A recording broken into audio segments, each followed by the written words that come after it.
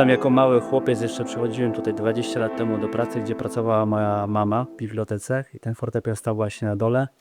Był zakaz zbliżania się do tego fortepianu, dlatego że kiedyś dzieci siadały na tym fortepianie i złamały się po prostu w nim nogi.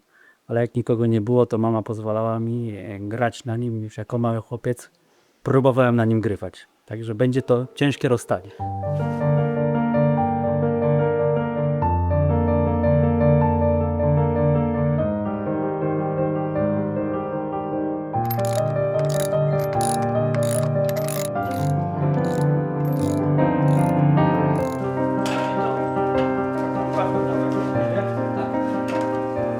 Przez przypadek udało mi się dotrzeć, zaproszono mnie do nastrojenia fortepianu w Dobrej Nowogardzkiej i zobaczyłem ten instrument, podjąłem pracę przy instrumencie, który był w bardzo kiepskim stanie, ale po rozmowie z panem dyrektorem Emilem, poznając historię tego instrumentu, natychmiast postanowiłem, że muszę coś z tym zrobić i zadziałać, żeby on stanął w miejscu odpowiednim dla niego. Instrument trafił do Dąbia, bo ostatecznie znalazł się w Dobrej, gdzie po wielu latach odnalazł go dzisiejszy dyrektor Domu Kultury, Emil Hodań.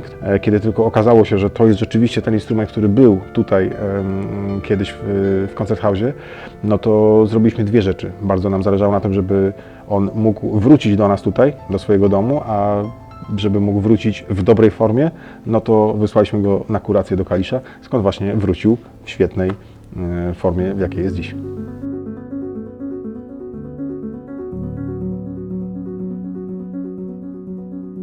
No jest to wyjątkowy instrument.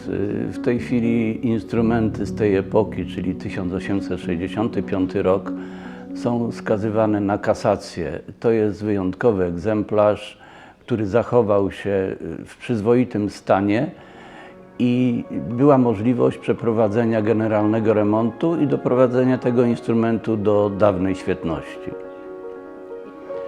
Pierwszy etap to jest jak gdyby taka inwentaryzacja. Sprawdzamy, czy wszystko jest kompletne. Następnie przystępujemy do demontażu całego instrumentu z zachowaniem pewnych reżimów. Opisujemy wszystkie elementy składowe, rozkładamy na czynniki pierwsze, demontujemy. Następnie przystępujemy do suszenia płyty rezonansowej, czyli tego pudła, które decyduje o jakości brzmienia, o wartości tej muzycznej tego instrumentu. Następnie bardzo ważnym elementem jest strojnica, czyli ten kloc, w którym nabijane są kołki stroikowe, które służą do strojenia.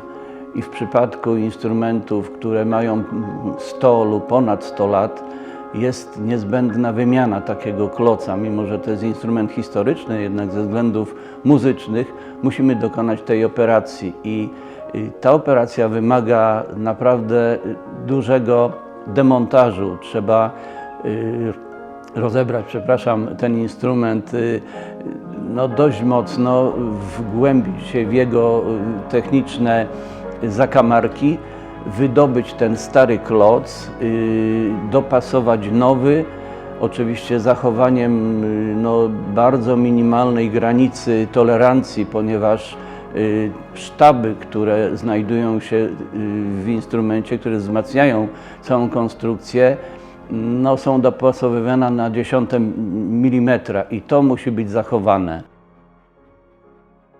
Z samego początku było dla nas jasne, że ten instrument musi wrócić do domu. Był świadkiem historii tego miejsca, miasta, jego mieszkańców, ich emocji, przeżyć i wielu zmian, jakie się tu toczyły. To jest opowieść z wieloma pięknymi wątkami związanymi z tożsamością Szczecina. Niesie ze sobą pamięć o ludziach, którzy tu tworzyli, ale też byli uczestnikami życia kulturalnego przedwojennego Szczecina. To jest bardzo ważny moment, bo Filharmonia to nie tylko nowoczesny budynek, ale także ciągłość i opowieść, która trwa. Przypomina nam o tym, jak pięknie muzyka potrafi łączyć przeszłość z teraźniejszością. My nie żyjemy w oderwaniu od tej historii. Ona wciąż się pisze, a ten fortepian jest jej dosłownym fragmentem.